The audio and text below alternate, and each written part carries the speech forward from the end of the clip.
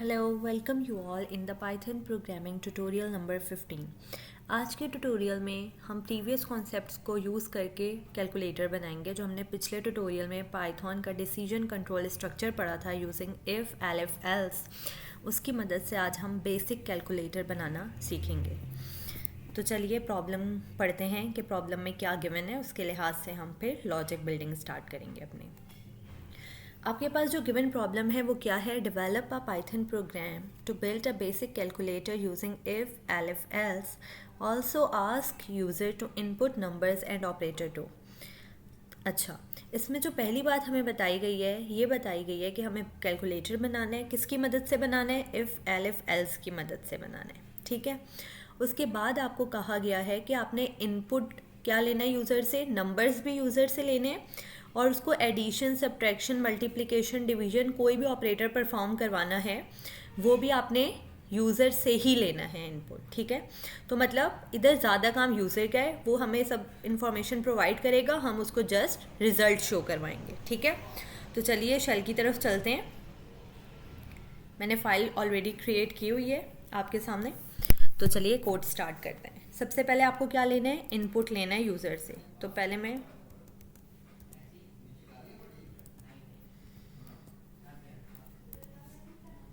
Number 1 के name से input लूँगी। ठीक है, आपने दो नंबर इनपुट लेने हैं ना यूज़र से, नंबर 1 और नंबर 2। तो मैं नंबर 1 इनपुट ले रही हूँ यूज़र से। ठीक है, सबसे पहले ये मैंने आपको पिछले ट्यूटोरियल में सिखा दिया कि आपने इनपुट कैसे लेना है। सो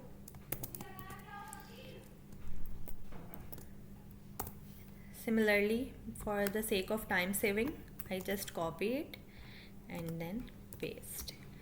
आप नंबर 1 को नंबर 2 से रिप्लेस कर देंगे क्योंकि वेरिएबल नेम सिमिलर नहीं होना चाहिए। अब हमने देखें नंबर ले लिया यूज़र से इनपुट। अब जो थर्ड चीज़ हमें क्या लेनी थी इनपुट यूज़र से? ऑपरेटर लेना था। तो आप एक वेरिएबल बनाएंगे ऑपरेटर के नेम से और इधर आप जस्ट इनपुट यूज़ करेंगे, नॉट इंटीजर इनपुट, और आप यहाँ यूज़र को बता देंगे कि उसको कितने ऑपरेटर में से चॉइस करनी है। ठीक है, एंटर ऑपरेटर फ्रॉम, आप इसको यहाँ चॉइस दे दें, या तो प्लस होना चाहिए, या तो वो माइनस होना चाहिए, या तो वो मल्टीप्लाई होना चाहिए, या तो वो डिवीजन होना चाहिए। ये हमने यूज़र को बता दिया ताकि जब वो हमें इनपुट दे तो इसको मद्देनज़र रखते हुए दे। अब हमारा इनपुट का काम तो हो चुका है, अब हमें क्या करना है? अब हमें इफ़ एल्स का यूज़ करते हुए डिसीजन लेने हैं कि यूज़र जब प्लस दे तो क्या डिसीजन लेना चाहिए पाइथन को, माइनस दे तो क्या लेना चाहिए, सो ऑन। तो आप यहाँ इफ़ यूज़ करेंगे, इफ़, और आपने ये जो यूज़र आपको ऑपरेटर दे रहा है ये किस वेरिएबल में स्टोर है? ऑपरेटर के वेरिएबल में स्टोर है। ठीक है, तो आपने यहाँ क्या लिखना है? इफ़ ऑपरेटर, क्योंकि ऑपरेटर की बेसिस पे हम डिसीजन ले रहे हैं ना। If operator equals two plus, मैं इसको बता दूंगी कि अगर ऑपरेटर हमारे पास प्लस के बराबर है, मतलब अगर यूज़र ने प्लस एंटर किया है तो आपके पास क्या प्रिंट होकर आ जाए? Your result of addition is, and then number 1 plus number 2। I hope यहाँ तक आपको समझ में आ गया होगा कि अगर यूज़र हमारे पास जो भी इनपुट देगा, इन सपोज़ उसने प्लस दिया है, ठीक है, वो किस में जाकर सेव हो जाएगा? ऑपरेटर में जाकर सेव हो जाएगा। और फिर हमने क्या डिसीजन लिया? If operator equals two plus, अगर वो प्लस है तो आपके पास क्या आउटपुट आएगा? Your result of addition is, और इन दोनों का सम होकर आपके पास आ जाएगा। ठीक है, I just copy this logic, मैं इसको कॉपी कर लूँगी, 4 टाइम्स कॉपी कर लूँगी क्योंकि मेरे पास कितने ऑपरेटर हैं? 4। मैं इफ़ को एल्फ से रिप्लेस कर दूँगी, मल्टीपल लॉजिक्स हैं हमारे पास, मल्टीपल डिसीजन है।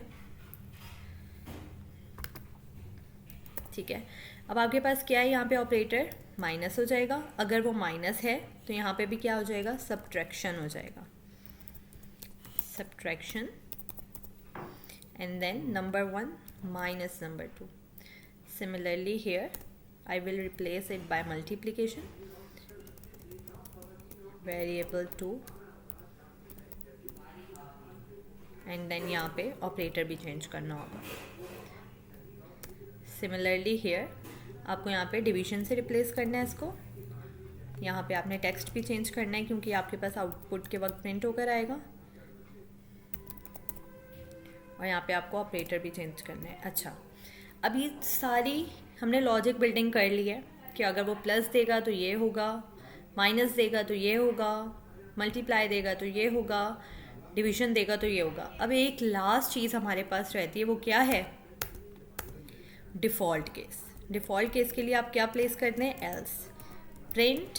यहाँ पे आप कोई भी अपनी मर्ज़ी से मैसेज प्रिंट करवा सकते हैं। Unable to recognise what to do. ठीक है, मैंने ये लिख दिया है। और अगर आपको अपना कोड बेहतर बनाना है तो आप स्टार्ट में ये भी प्रिंट करवा दें कि आप कर क्या रहे हैं। कैलकुलेटर,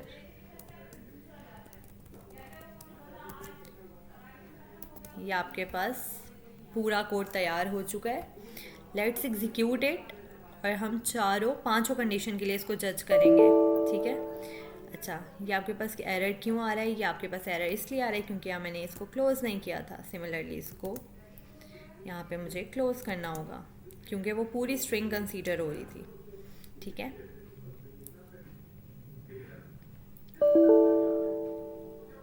यहाँ पे क्या कर दी? ओहो, इसको पहले ही ये करना होगा। सिमिलरली हियर बाकी सेट है। Let's execute it. ये आपके पास एग्जीक्यूट होकर आ चुका है। Enter number 1। नंबर 1 मैं दे देती हूँ 5, नंबर 2 मैं दे देती हूँ 7। अब वो मुझसे ऑपरेटर पूछ रहा है कि ऑपरेटर आप क्या करवाना चाहती हैं। ठीक है, तो मैं इसको ऑपरेट करवा देती हूँ। लेट सपोज मैं मल्टीप्लाई करवाना चाहती हूँ। ठीक है, 5 को 7 से मल्टीप्लाई कराना चाहती हूँ। तो आपके पास बिल्कुल एक्यूरेट रिजल्ट आया। Your result of multiply is 35 because 5 7 ज़ 35। Let's execute it once again. अब मैं इसको देती हूँ 5 एंड 5। अब मैं इसको ऑपरेटर देती हूँ डिवीजन का। ठीक है, तो ये मेरे पास क्या आ गया? Your result of division is 1.0। ये मैंने आपको पिछले ट्यूटोरियल में बताया था जब हमने डाटा टाइप्स पढ़ी थी कि जब भी आप डिवीजन करवाते हैं आपका आंसर फ्लोट ही आता है। ठीक है, नाउ 2 ऑपरेटर्स आर लेफ्ट, उनको भी हम टेस्ट कर लेते हैं। 5 एंड देन 8। अब मुझे क्या करवाना है? मुझे एडिशन करवाना है। तो आप देख सकते हैं 5 + 8 इज़ इक्वल्स टू 13। तो आपके पास रिजल्ट क्या आ गया है? एडिशन का बिल्कुल एक्यूरेट रिजल्ट आपके पास परफॉर्म होकर आया है। ठीक है, सिमिलरली आप इसको वंस अगेन एग्जीक्यूट करेंगे 5 एंड देन 5। अब आपके पास एक और ऑपरेटर रहता है जो है माइनस। ठीक है, मैं इसको करूँगी 5 - 5, आपके पास क्या हो जाएगा? 0 हो जाएगा। आप देख सकते हैं कि जब 5 में से 5 आप अगर आप नॉर्मल कैलकुलेट करते हैं या ऑरली भी कैलकुलेट करते हैं तो 0 ही आउटपुट आएगा। सिमिलरली जब आप 5 में 8 प्लस करेंगे तो आपके पास 13 ही आएगा। इसका मतलब हमारी लॉजिक बिल्डिंग बहुत स्ट्रॉन्ग है, मतलब हमारा कोड बिल्कुल प्रॉपरली वर्किंग कर रहा है। आप इसको कोई भी वैल्यू देंगे या आपको accurate addition, subtraction, division, multiplication करके देगा। बट हम अब एल्स के लिए टेस्ट करना है कि एल्स कब एग्जीक्यूट होगा हमारे पास। ठीक है, तो नंबर तो हम नॉर्मली दे देते हैं इसको। ऑपरेटर मैं इसको कुछ और दूंगी जो कि इसमें नहीं गिवन होगा। तो देखते हैं हमारे पास एल्स प्रिंट होकर आते हैं या नहीं। देखें, जब मैंने इन 4 ऑपरेटर के अलावा इसको ऑपरेटर दिया तो हमारे पास क्या प्रिंट होकर आ रहा है? Unable to recognise what to do. मतलब उसको पता ही नहीं चल रहा कि उसको परफॉर्म क्या करना है, कैलकुलेशन किस ऑपरेटर पे करनी है।